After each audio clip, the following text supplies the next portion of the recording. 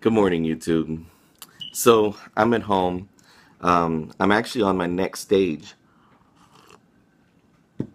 I'm on the next stage of my plan. So I'm moving out of my apartment. As you see, I've got the LBC. No, I think that's Atlas.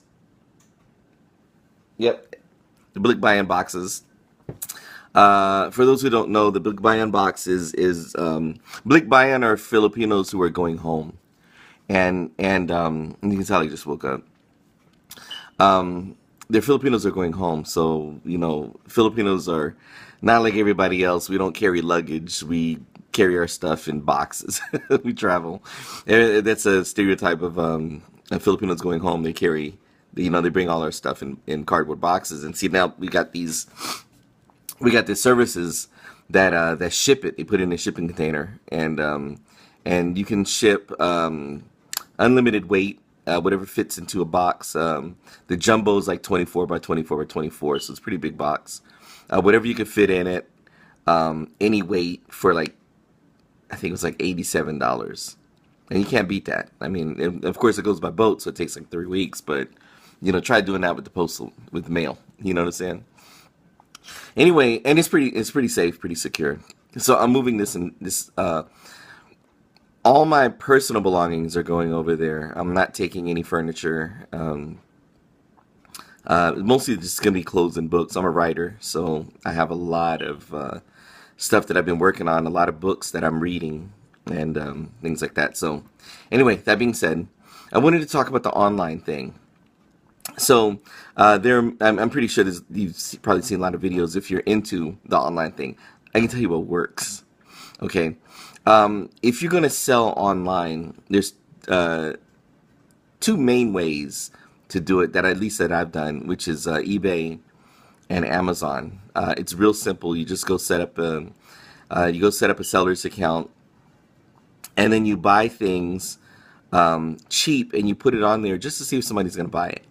So years ago, I started with the Amazon seller, and at that time, it was just music, DVDs, and music, movies, and books. And it was a good part-time income for me. I had at the time I used to brag that I had 7 bookshelves in my house, just full of books. And these books, some were books that I bought for myself to read, and some were books that I bought for my Amazon page. So I had, I'd say about 200, average about 200 books on my Amazon, like my offerings. Now these books, I go to the library, and most libraries have books that they sell in the lobby, and they're usually really, really cheap. I mean, 50 cents, a dime. I'm sorry, maybe a quarter, something like that. Um, hard, the hardback books will be like $1. Yeah, I'll go to like yard sales, and what I do is I buy well, I buy what I like, so I don't do any novels. I do nonfiction. I found that nonfiction sells a little bit better unless you get top sellers.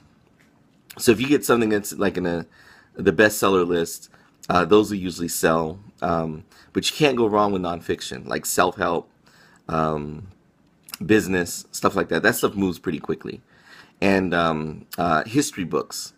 So I did a lot of Black history books, and those sell really well because the people who have interest in those things, they spend a lot of money. They collect.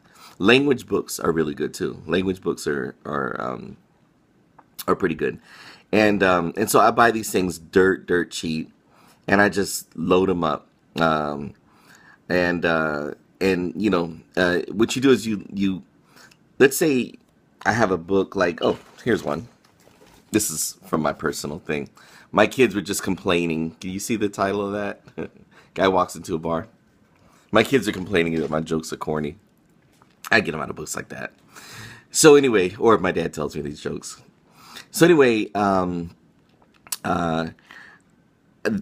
that book right there I bought new. But what I do is if I were selling that book, I would go and I would do a search on that book, that book by title, and I'll see what other people are selling for. And you go to where it says used for X amount of dollars. You go down there, You look for what everybody's selling it at. You don't have to go for the lowest price because sometimes the lowest price is like a penny or something like that. But you go for what's the lowest selling price, and or the average of the low selling prices. So there might be one or two that are real cheap. And they're cheaper than everybody else. But look what the bulk of them is selling at, and you go a little bit under that, because the cheaper ones, of course, go first, but they're guaranteed to be sold. Next one on the list is whoever's right next, right there. Don't worry about maximizing. That's one thing I learned. If you try to get the most out of a used product, your shit's gonna sit there forever. It's not gonna sell. So what I do is I just take the bunch and I go right up under that. And trust me, my books move. You know what I'm saying? So anyway, I stopped doing it when, at the time I owned a martial arts school and I just started consulting. And at that time it was just strictly sales. So I was just writing bids and I was doing it from home. This Amazon thing worked out really well. Well, when my business started picking up and it started requiring me to leave home more, I started missing sales where somebody would buy a book and it wasn't worth it for me to drive home just to send it. And then I would get home and forget, and had a couple cancel on me, and I didn't want to lose my account, so I just closed everything out.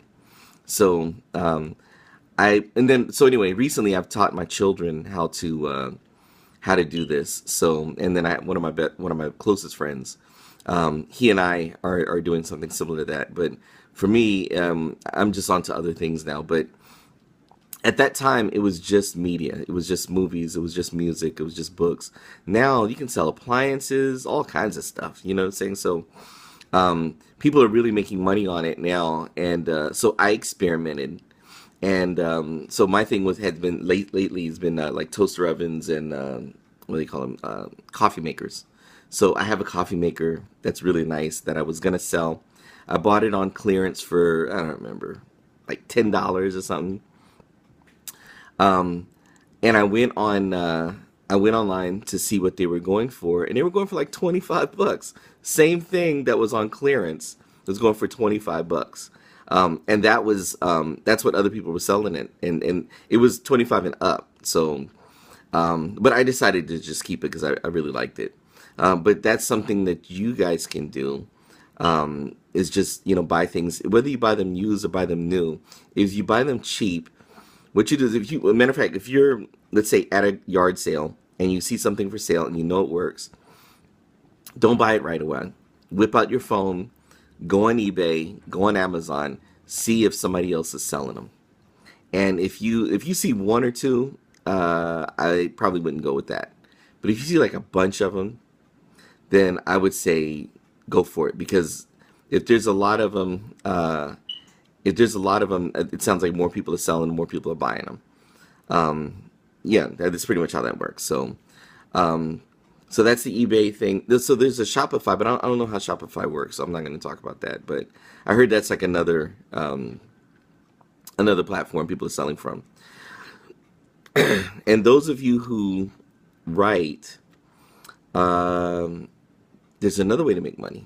And I don't know if you've heard of this, but it's blogging for income. And see if that on the wall? That's a Shield Weapons Mindanao.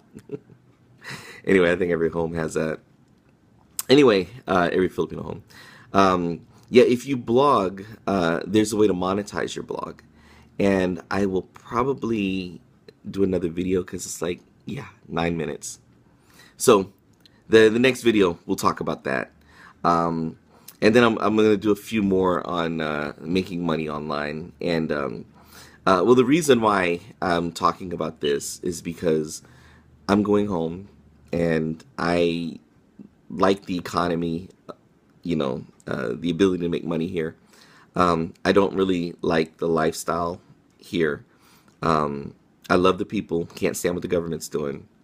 And I'm just ready to go. It's very expensive here. I believe that the American dream is designed to just squeeze as much blood out of you as they can, from birth to death. And even if you leave property to your children, it costs them money to own that property. I just don't want to live that way. I don't want to work all the way until I'm dead or damn near dead. And I want to be able to leave something to my children that they're always going to have. And so the best way for me to do that, and plus, I mean, being, African American, there are more opportunities in other countries. I don't give a damn what nobody says. You can sit and say, well, America's this, America, that bullshit. There's more opportunities in other countries because you know what? I've been to at least 6 Asian countries. Nobody ever called me a nigger. You know what I'm saying? So, and nobody ever will call me a nigger unless someone else, a non-Asian, comes there, or somebody that grew up over here goes over there. Most countries don't even have the word nigger in their language. Okay, so I would like my kids to live in an environment where they're not, I don't care if they're a minority, but where somebody's going to hold them back because of, or somebody's going to be working against them because of the color of their skin, or the DNA, or they have to hide the fact that they're black. Things like that. I don't want that for my kids.